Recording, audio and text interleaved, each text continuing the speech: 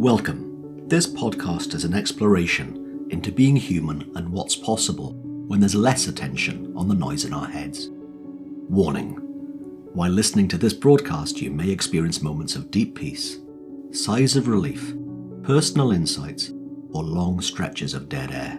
Do not be afraid. This is normal. Under the Noise with Wyn Morgan and Kate Roberts.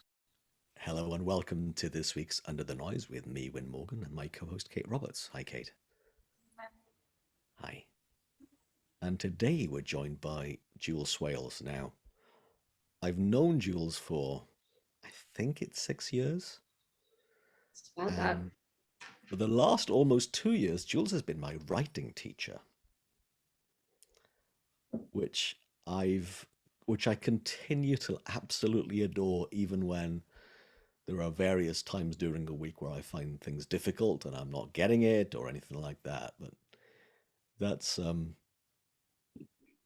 first thing that I would say. So just before we started and Kate said, so tell me a bit about Jules. And I said, well, Jules is my writing teacher. She went, oh, cool. But here's what I would also say about you, Jules, that you're not the typical teacher. What I've noticed in you and your teaching is that you help people bring out a part of themselves that they have been hiding or don't even know that exists. And sometimes, and often, in fact, when I read back to myself what I've written, I'm astonished that I can put those words together and they can be meaningful and true, surprising and profound without me trying to be any of those things. So that's how I would introduce you, Jules. Now, one question we love to ask guests is, for someone who doesn't know you, how do you say what you're up to in the world? Oh, thank you, Kate and Wyn, for having me. First of all, it's lovely to be here chatting with you guys. What am I up to in the world? Well, of any importance, I'm just up to living, really. That's just every day. I feel blessed to have a moment of wonderment, just the joy of being alive right now. Not necessarily given this sort of at this particular point in the world right now, but just to have another opportunity to be alive, So I'm just really, and I think most of my life has been geared around that, has been pointing and geared and encouraging me towards that, and which I think it is for all of us. Every opportunity in every situation, not, I don't say that saying, okay, I'm ready for the next thing. But I'm most up to living, and how I do that is through writing. How I experience myself living is as a writer, not as how I experience myself making a living, but how I experience myself living is through writing. It's my reflection back to myself. I looked up, getting ready to chat with you guys today, I looked up what noise means. And I thought it's so interesting that it's an unpleasant sound that causes disturbance when you boil it down. I've had a lot of unpleasant internal noise that's caused disturbance. And so writing that noise out has been what I've been up to doing that's how I've been living, since I can remember, is because I feel my body hasn't been able to carry the noise, and I needed a place to put it. And my heart goes out to people who don't have a place to put the noise.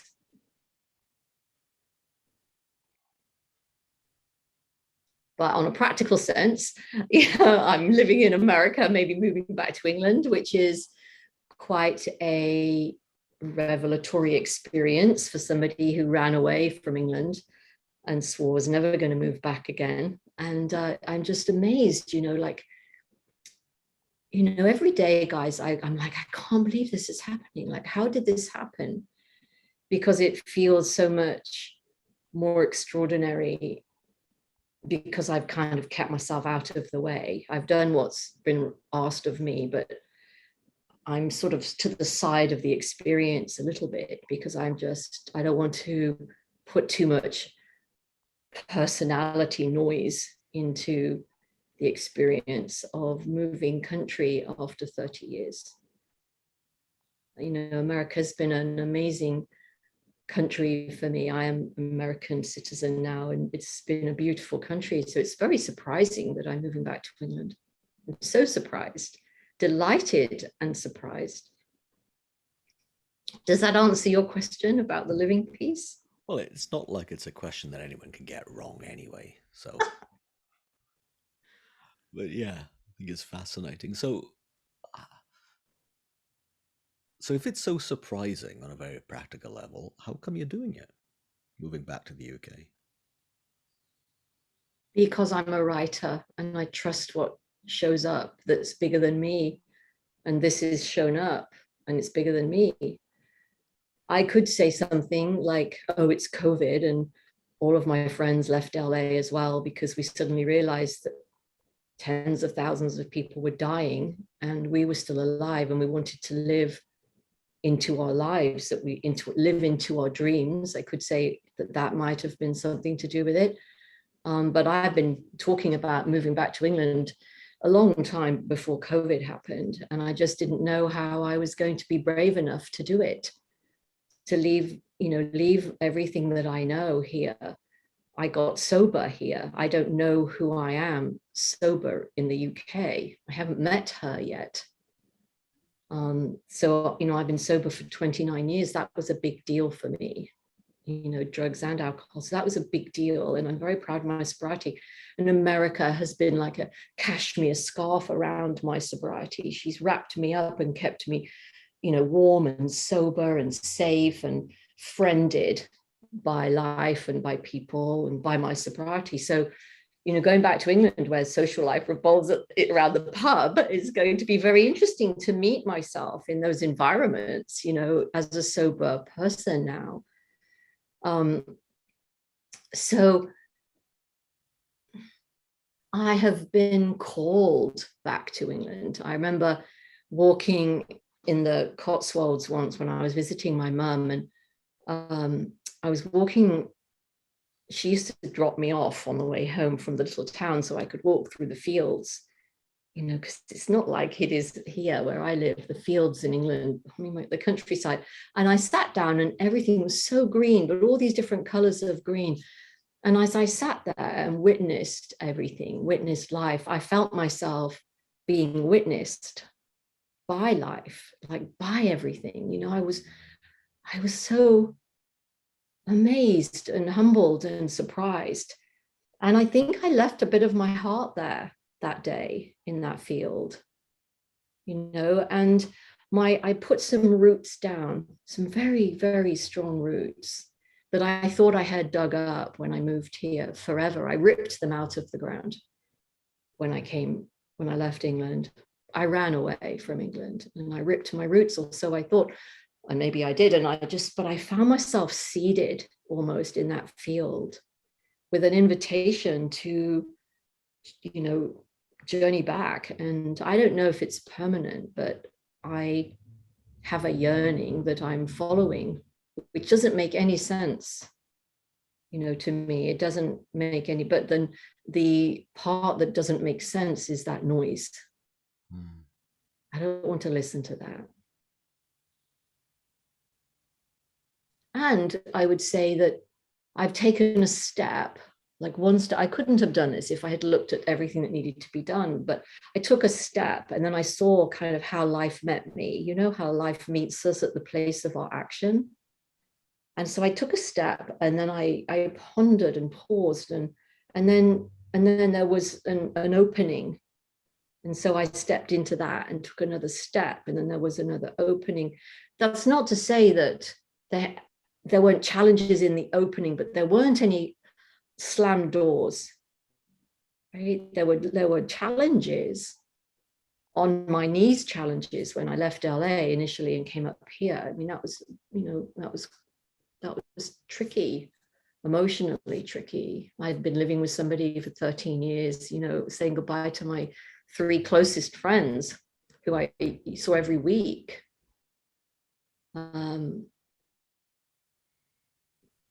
But every step of the way, I have done one thing and then seen what happened next. Not,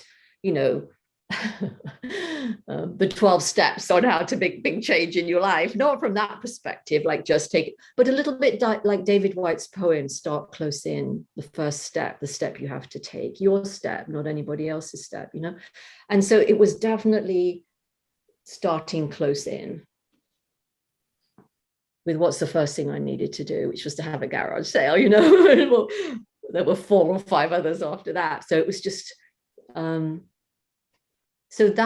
so it wasn't an egoic, oh, I don't like America anymore, I'm bored with my life, or I'm unhappy and I have too much noise inside, so let me find something to keep me distracted from myself. It wasn't that, which I think is so often in the past I've made change because I haven't been happy where I was. I was happy in LA. She's been a beautiful city to me. I was going to miss my friends, but I wasn't unhappy. It was time for change.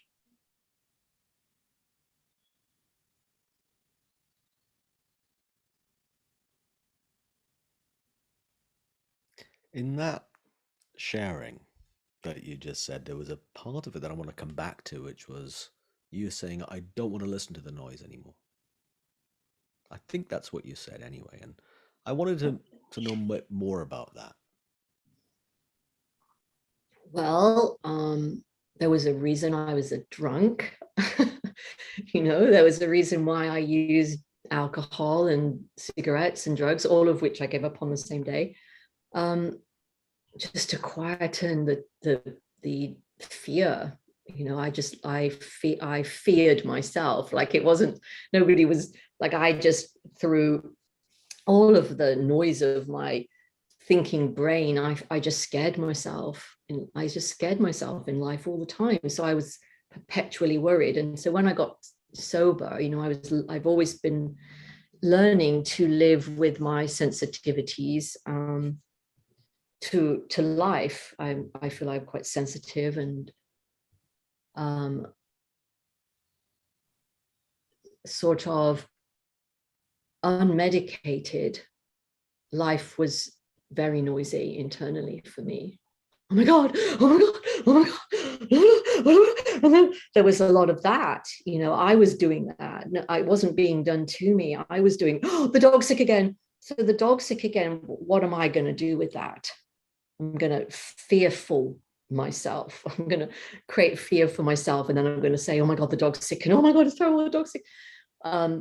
So the dog was sick. I didn't need to have all that noise. That's still one I'm negotiating.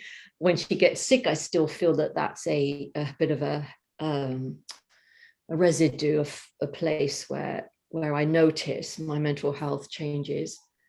My internal landscape is much quieter than it used to be. I used to have a lot of judgment. I should rephrase this, like judgment is something that we're given on a plate, right? I used to be very judgmental out of fear. I used to be very defensive out of fear. I used to drink out of fear. I'd manage my food because I was afraid, because of how I was in fear. The only place that worked was on the page. The only place that I could, and I have said this, I've talked to myself, I've written myself out of suicide more than once. And I just kept, I wasn't expecting to feel emotional talking to you, but I do right now. Feel quite emotional at just how beautiful writing has been as my partner in life. Because that talking about that noise, I've written it out. And then it's been a bit quieter. It was a bit quieter then. I was a bit quieter then for a while. And I'm quite quiet for the most part these days, which is amazing.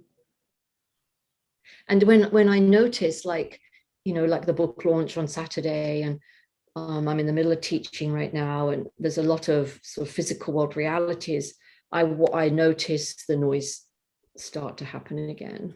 And then I know kind of, okay, I know what I need to do, you know, how I need to take care of myself, because I'm creating a lot of noise. It's not like life saying, here, have this noise. I'm doing the noise. And what works for you then when you notice that? Netflix. Oh my God. Have you watched The Lincoln Lawyer? I mean, what a great show. So The Lincoln Lawyer right now is working for me. Having a brain like I do, you know, I'm on the Asperger's spectrum, high functioning, but having that, I have to disengage my computer. And so I'll do like 1,000-piece jigsaw puzzle and have Netflix on, and I'm listening, and it keeps my brain super activated, you know, and it gives it something to do, so that everything quietens down. And then I'm like, oh, you know, oh, let's go outside. And now I can see the world and the moon last night. And so, you know, that's what I did yesterday. You know, I felt like activated in my computer, was on like that fast drive, and I couldn't find the fan, you know, so I did some jigsaw puzzle, and I watched, but I catch myself quite early these days. It's a slight rub inside, and I know what you know, that I've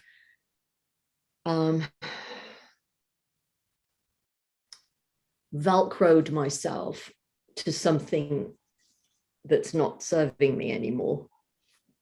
Some kind of worrying thought, worry, something, you know, something that I'm that I can create fear around, which is all very human. It's not that I'm trying not to be a human. I love feelings. I absolutely love feelings. I had a good cry yesterday just because I love feelings so much, and I thought, well, let's just have a good cry. But I love feelings, even the ones that are challenging. Maybe I don't love them at the time.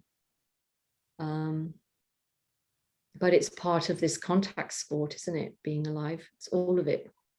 So getting quiet and underneath the noise, let's say, to some degree, is not about not living. It's about living fiercely.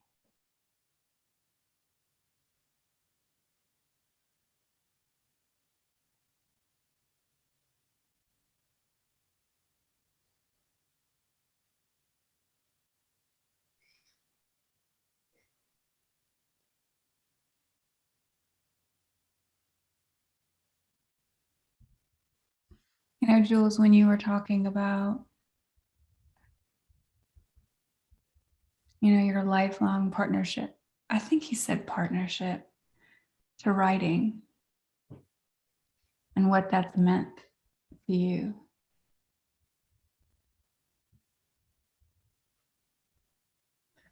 It makes me think of a quote that I read maybe yesterday, and it was Wyn Kate, and she said that she is married to the voice inside her. And I love that so much, because I think for most of my life, I was married to the noise. Yeah. Like a true commitment to my story, to my busy mind, to creating problems to solve in my mind. Oh yeah, like a full-on marriage. I'm surprised anything else really fit in my life.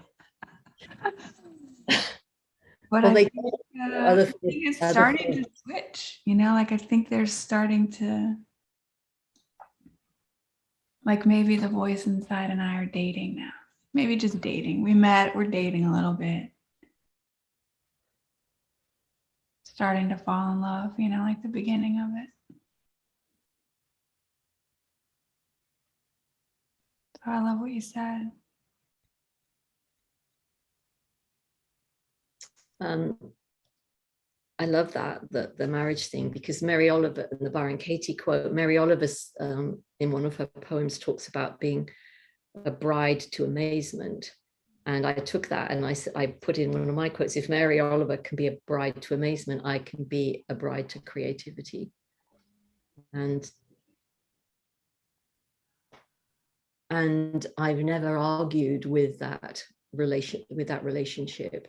I sometimes don't like what my editor asks me to do, you know, like persona poems. I'm not loving that right now. Character's not my strong point as a writer, but of course, you know, that's the thing, that the relationship that I have with writing is asking me to do right now. So what do I do? Say, no, I'm sorry, I'm not going to do that? Or do I trust that it doesn't feel comfortable, but there's going to be something here for me, you know, something here for me? And for somebody like myself who interpreted life's events as a reflection on, you know, on my goodness in the world or my worthiness in the world, you know, that happened, which must mean X, Y, and Z, which is kind of how the human brain does things. It's so interesting. When I started, you know, 20 years ago, really focusing on these exercises with my teacher, and having this negative bias that we have as humans to sort of, maybe it comes from that, anything. Anyway, I digress. So I couldn't argue with what I was finding on the page when I wrote. So it was interrupting the voice that I was relationing with up until that point, which is like, you're not worth anything. This and that's happened because there's something wrong with you. You'll never be creative. You should just be a journal writer and just stay at home quietly and write journals. And you've got nothing of any import to say. Nobody cares what you have to say. All the stories that are not just personally mine after teaching for so long, you know, the universal, this loop. But then I'd go to class and write something, Kate, and I'd be like, well, I don't understand. Like, who is that person then? Who is that? When I'm thinking that I'm this. And there was an interruption. And then, you know, and I think that's why people like my classes, because they see that, you know, they do the work. Wyn does the work, he does the exercises, he gets to texturize himself onto the page. It's all about us and our relationship with ourselves. So I might say I've written myself out of suicide more than once, but I will also say that I've fallen in love with myself on the page in a way that I never used to. I didn't like myself. I couldn't fall in love with myself no matter how much I tried. But I've fallen in love with myself and continue to on the page.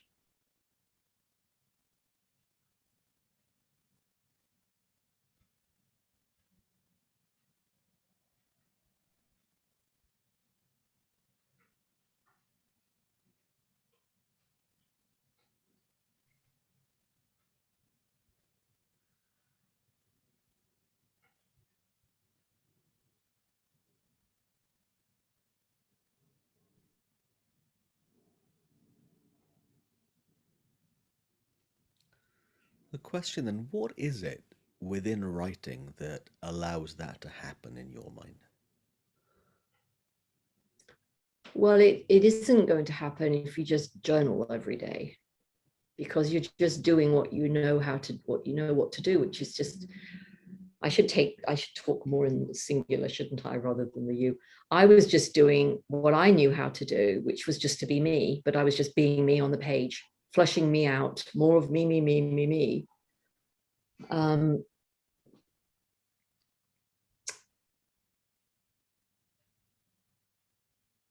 it's a little bit like if you were riding a bike and you only had one pedal, well, you only thought there was one pedal, you know, your other foot would adapt itself to only be, and you'd work really hard to pedal. I don't know where this metaphor is coming from. It's just coming to me right now, but I'm not sure if I'll ever use it again. We'll see. But you're just pedaling, you know, with one foot, and it's a lot of efforting, but you do it because you know what to do.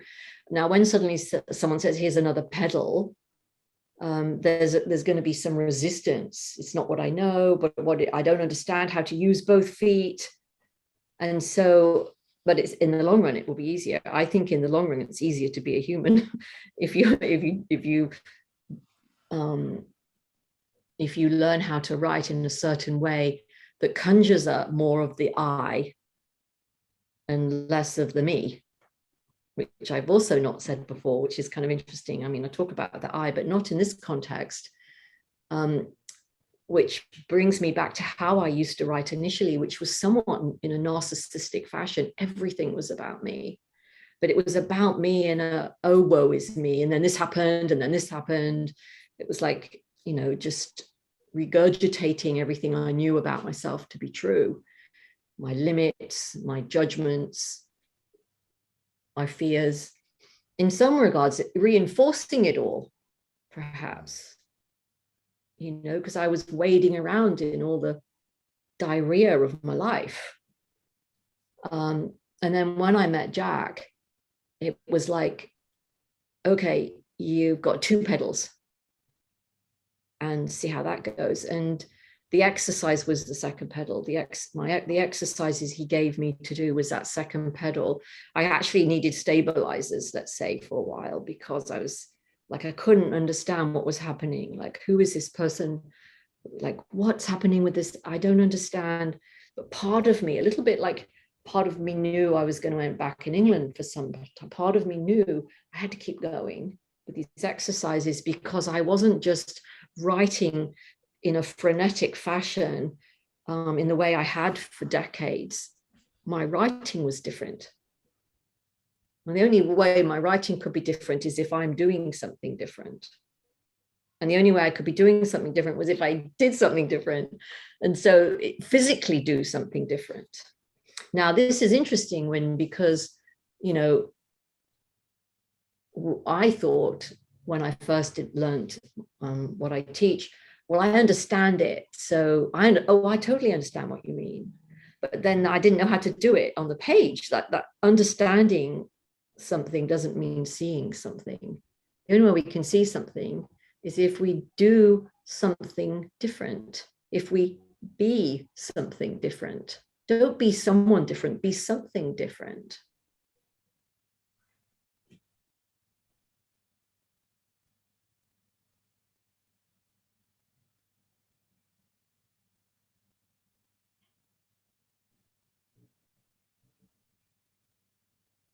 There was a part in that I'd be curious to get clarified, because you talked about the I and the me and them being different. And I don't know if you can come back to that and just describe how you see the difference between I and me. Me, me, me, me, me, me, me, me, me, me, me, me, me, me, me. Right? It's all about me. You've upset me. We don't say you've upset I. Right? We say you've upset me. This is what happened to me. So I think the me is the sweet sort of self that's just trying to negotiate the complications of being human, with the best intentions at heart and the greatest desire to do good and be good, but without a lot of, without any stabilizers on the human bike, really just trying to negotiate through the best we can. I require some accountability to me, to my little me. I don't, that it's like there's not a lot of accountability there. It's just me on the page. It's Narcissus, looking into the pond and feeling enamored with oneself. And it's the, blame and judgment live there. Because everything's, me, And this is interesting because I've never thought about me being sort of a victim thing before, but possibly it is. Is humbling. And it takes some account. And I think I don't, I'm just flushing scenarios out in my head really, as we're chatting. I think I requires some maturity, some emotional maturity, perhaps some accountability, some visibility. So it would make sense that we learn that, right? In class, we learn to put our eye on the page.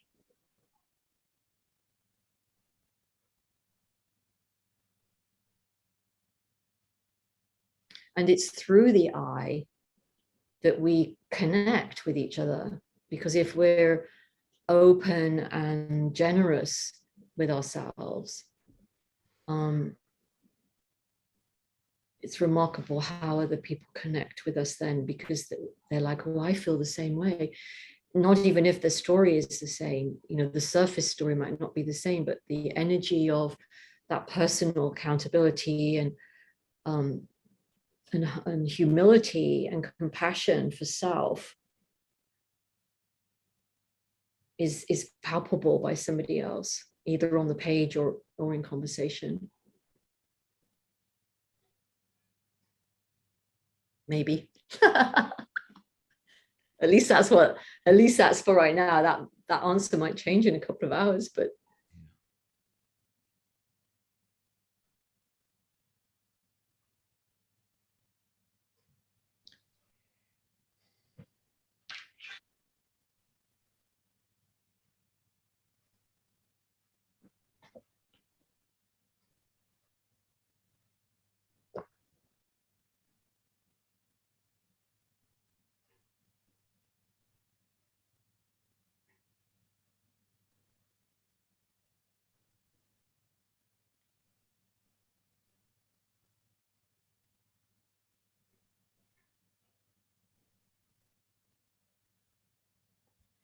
I remember one thing that I'm pretty sure I will always remember for as long as I'll have a memory is something that you said might have been the very first class of the first level. And it was from Jack Grapes' book and his work on method writing. And it was talking about don't try and be good. And when we stop the notion of being good as any creative endeavor, then what can show up is something potentially mind-blowing. And I wondered if you could speak to that for a couple of minutes. Yeah, I would love to. But not being good means we often have to fall on our face. And, a lot of people are just trying to get through the best they can. So the idea of creating scenarios where they're going to potentially be vulnerable and fall on their face when they're just trying to keep life together is a lot to ask, I think. But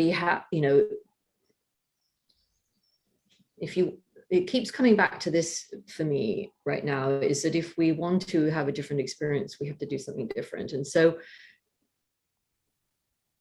most people have an idea about what writing is about, and there's weight on that. Oh, I need to sound like a writer. So not sounding like a writer has a risk. And if you don't sound like a writer when you do these exercises, which you're not going to sound like, you're going to sound like yourself. And from a lot of people, there is an internal narrative going around how themself isn't good enough, let alone to be a human, but definitely not to be a writer, because a writer is that person. I'm just a journaler. That person is a writer. So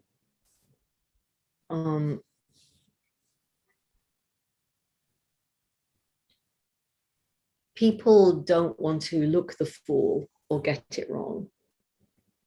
End of story. And that's why humans don't live their potential, because they don't want to get it wrong. And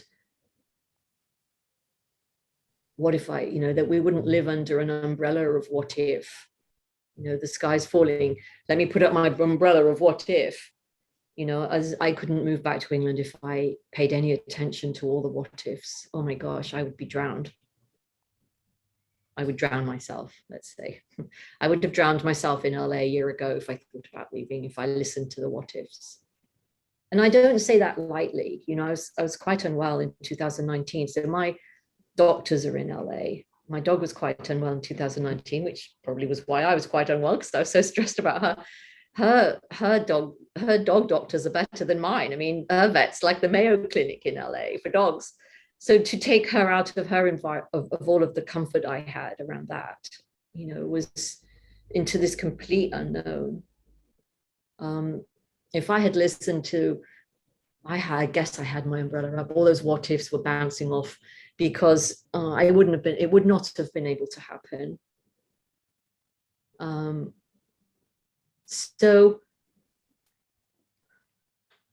I think the what if is what creates the fear of looking like a fool and getting it wrong. What if I get it wrong? What if I'm the worst in class? What if I'm the only person who can't do it?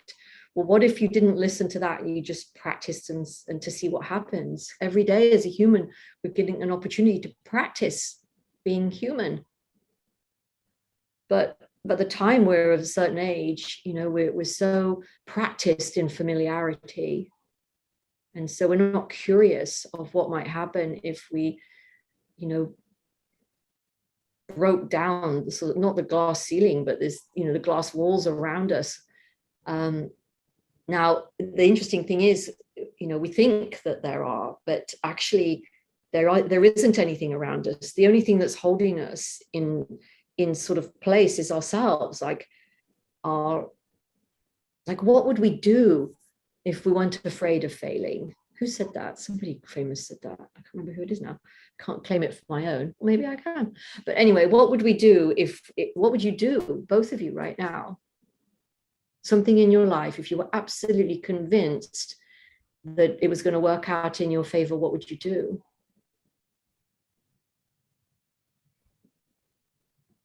And then the question becomes, why are you not doing it? And then you could write 20 or 30 what ifs under that. And then your very beautifully wired computer is going to give you justifiable reasons after every what if. And now you have like a 50,000 word novel in your head about the what ifs and the ramifications of the what ifs, and how could you possibly take a step. So in writing, just signing up for writing class is a step. Showing up for the first class. I've had people who haven't been able to come after the first class. It was too much. Coming to the second class, which means you're going to have written something during the week, practice an exercise, come to class, God forbid, then you're going to read it. And people are going to hear it. And you could be the one person in class who didn't get it. So, bless the hearts of all of those who come to class every week. And that doesn't go away as you become more familiar with the exercises, because as you know, Wyn, there's always another exercise to learn. And that's the beauty of writing. Why would you ever want to get to a point where you weren't a beginner? Then you need to start pottery classes or something, be a beginner again, because every morning, we're a beginner again at this job of humaning. Every day, we're pilgriming ourselves onto and through Joseph Campbell's hero's journey, aren't we? And that's what, go lie down, Daisy. That's what the whole of being a human is about. It's Joseph Campbell's hero's journey. And he studied like every myth, every religion, every story. And this was the theme and the thread is we get up, we start out on our journey of the day. Something happens that pisses us off. We get all annoyed or we get frightened or scared. We learn something about ourselves or about the situation. And then we want to go and tell somebody what we've learned so we can maybe help them. And there is the model of every story, every rom-com, every thriller, everything, every religion, every Greek myth is weaved around that. So we are so lucky that we got up this morning to live another day on our hero's journey. And, you know, where was it, in Lascaux in France, when the first, well, it wasn't actually, well, 30,000 years ago, they found cavemen drawings telling a story in the caves in Lascaux and in Chauveau in France. But 44,000 years ago in Indonesia, they reckon in Indonesia, that was the first stories written by cavemen trying to tell about their lives. 44,000 years ago. We are wired to live the hero's journey, to be brave. Second act of the hero's journey, on your knees. So when my students come to class, the first class, that's where they are. Oh my God, life and death stakes, life and death stakes.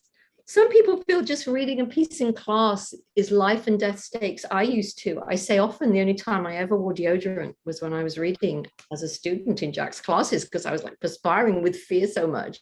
Or maybe it was excitement, you know, two sides of the same coin perhaps. But we are wired to be brave, fierce, live big lives, take risks, and share about what we've learned with each other. And, you know, we die and suffer when we're not doing that. It doesn't matter whether you do a writing class, learn pottery, you know, take the stabilizers off your bike. Doesn't matter. David Whyte says we should all be a little bit afraid if we're living at the front of our lives. And I understand what he means by that now, at this juncture in my life. But we don't need to change country to do that. We could take a writing class or a pottery class, or do that one thing that we haven't done yet that we really want to do.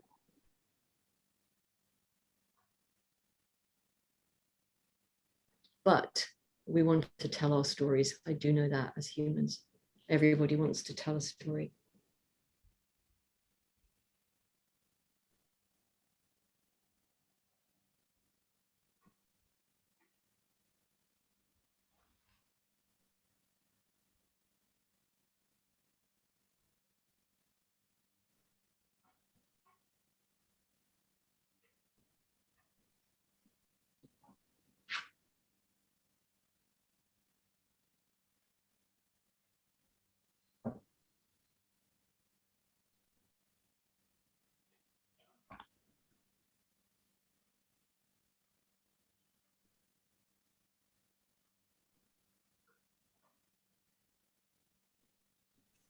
Jules, if there was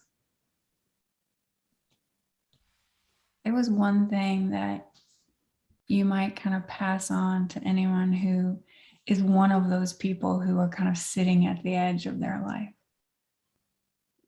trying to decide or move forward or figure out what to do, or maybe knowing what to do and hasn't done it yet. If you could just say one thing to them, what do you think that would be? It's a great question, Kate. And it reminds me of the probably 5 years that I talked weekly about wanting to move back to England, and all I did was talk about it. But then I made a lot of pros and cons lists. And, you know, I'm part of the 3P community. I was still making pros and cons lists. And then I talked ad nauseum to as many people I could to see if someone else had something that would be helpful to me. Then I read a whole bunch of books about how to make change, how to make move. Then I read a lot of poetry. Then I wrote a lot, all about why I couldn't do what I wanted to do. Wasn't a good idea. How could I possibly be? How could I, you know, it came fundamentally down to who was I to deserve being happy, which was quite a surprise to me. You know, to put myself first and foremost in the middle of the circle of my life as a human, which I hadn't really done, I don't think, ever before, to this degree that I am now. So strategizing did not work for me. Pros and cons lists didn't work for me. Trying to imagine how to do it didn't work, still isn't working. I wouldn't do that.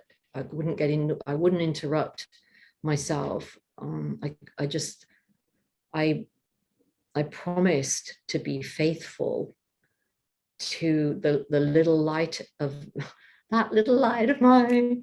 I'm gonna let it shine. I come out, that song just came and whoosh. I promised to be faithful to the little part of me that put her roots down in that field in England at the cost of my death. Or I should say the stakes were higher than that. If I didn't, my mum turns 90 this year. If I didn't go, my mum would die and I would never see her again. If I did go, I would kill my dog. So I had very high stakes. And if I had looked there to try and work it out, Kate, I wouldn't have been able to have done, I wouldn't even, like, I feel the energy that comes forward just speaking the stakes like that. So none of the things as a human that I had been trained to do to work out how to get myself from LA to San Francisco, from San Francisco to LA, there wasn't a formula. There was no 12 steps to do this, or take one step, what does it look like? Let me work the steps out beforehand. There was no working the steps out beforehand. My business has been born from the same place. It's formless. There's no language about it for it. There was a, oh, I think this is going to happen next. You know, what would be the next thing that I would do? One thing that, like David Whyte says, close in one step, but it's not like take one step, write the 15 steps out and then take the first one, because how do you know what the 14 are going to be until you've done the first one? So, you know, now the first thing could be something really, really small. And I can't say, Kate, that I've listened when I've had little taps on the shoulder of okay, this is what you should be doing right now. This would be, why don't you do this? I've been like, nope, I know what's best for me. And so you know, then it's a brick on the shoulder, or then I got sick. And so life's going to get your attention. You know, our job is whether or not we're going to, you know, get on the carpet and ride the invitation of it. But it required an awful lot of slowing down. If I had to say anything, I would come back to Moody's carpet, and how Moody talks about this unfurling carpet of life for all of us, and that humans are this side of it, trying to organize the path for the carpet, plan it all, organize, we're here, and Moody's invitation is to step back this side. And, you know, and then as it unfolds, we move with it. And there's a grace to that. There's an ease. I wanted grace and ease. And it wasn't graceful and easy last year when I was in resistance. And I finally had to, you know, I finally had to listen to that little voice inside. You know, I was, you know, events happened that, where I recognized I was miserable and I didn't want to get sick. And again, and I needed to be brave and pull up my big girl pants and explore the rest of my life with a fierceness that I've been timidly afraid of up until now. So it's more of you can't not do. It's not how do I do it? It's more like, how could you not?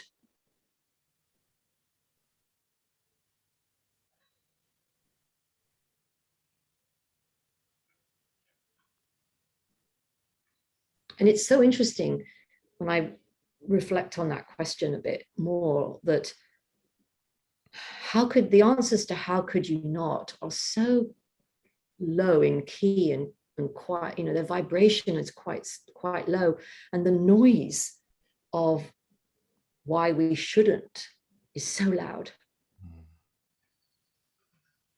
which comes back to the noise thing again. So loud. Fear is so loud. Bless us as humans, really. Bless us. I have so much compassion for myself. Bless my heart.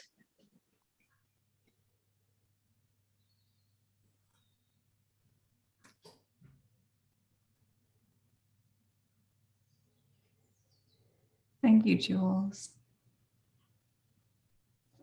Thank you for sharing and for being with us today. What's funny is I am saying to myself, thank you, Jules, for sharing with us today. I feel myself thanking myself, because I feel very moved and textured in such a rich way from our conversation, from your questions, from my questions of myself and my internal exploration. So thank you, guys.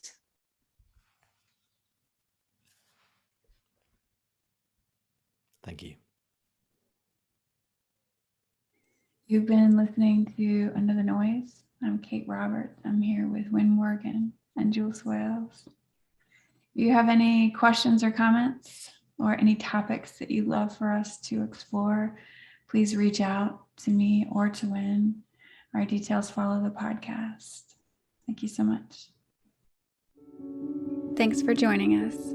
We'd love for you to subscribe, rate, and review. If you have a topic or question that you'd like us to chat about, email Wyn or Kate at wyn@wenning.co.uk and kate@katerobertscoaching.com. Until then, enjoy what's possible under the noise.